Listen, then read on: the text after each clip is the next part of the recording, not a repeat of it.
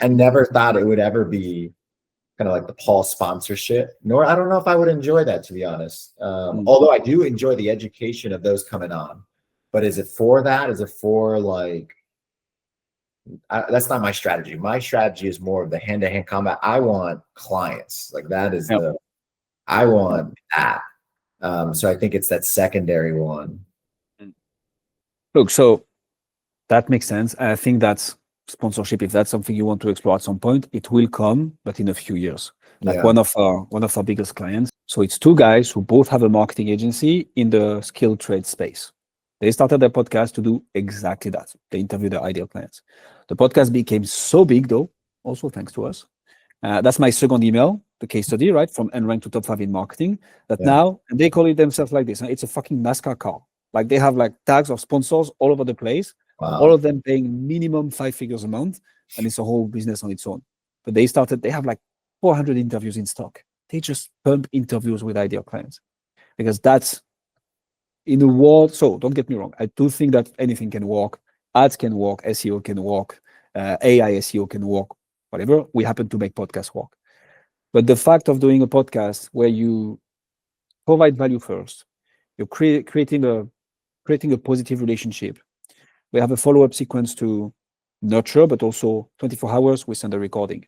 48 hours before the call, we write reviews on their public Google business profile, LinkedIn page, and so on. Create some goodwill. Hell, we left some reviews. If you want to leave us some on the podcast, so we create a reciprocity. Here are the links, no obligations at all.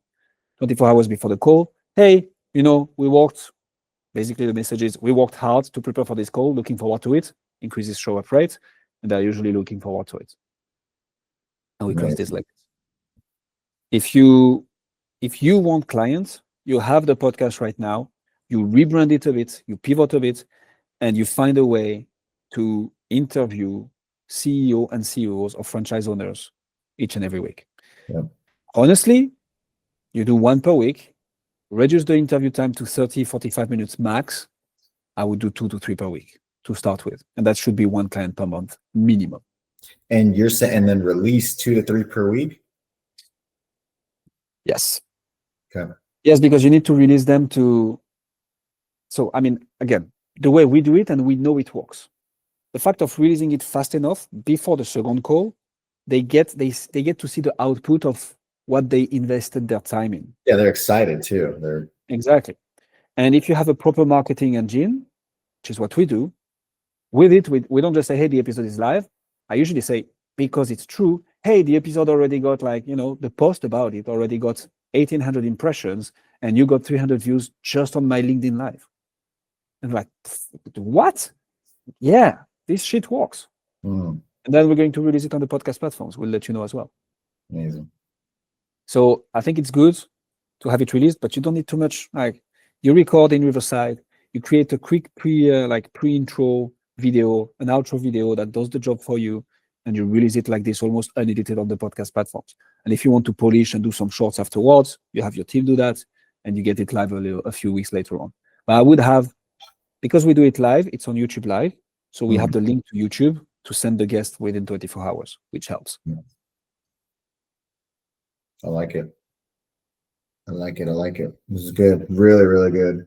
If you run a professional services firms and you are not growing as fast as you'd like, then I'd like to give you a free gift.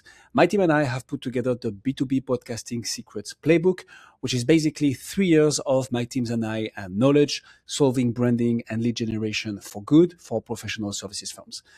So if this is you, then your business growth is directly linked to the number and the quality of the relationships that you're able to build with actual decision makers, also whilst building reputation and brand.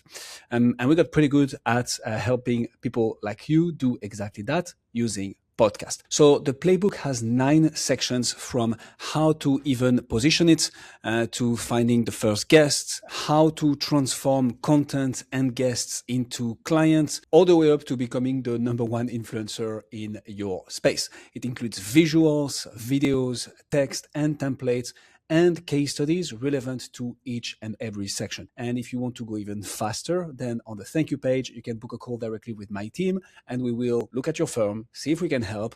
And if so, we'll put together a tailored plan for your specific podcast that you can use and implement.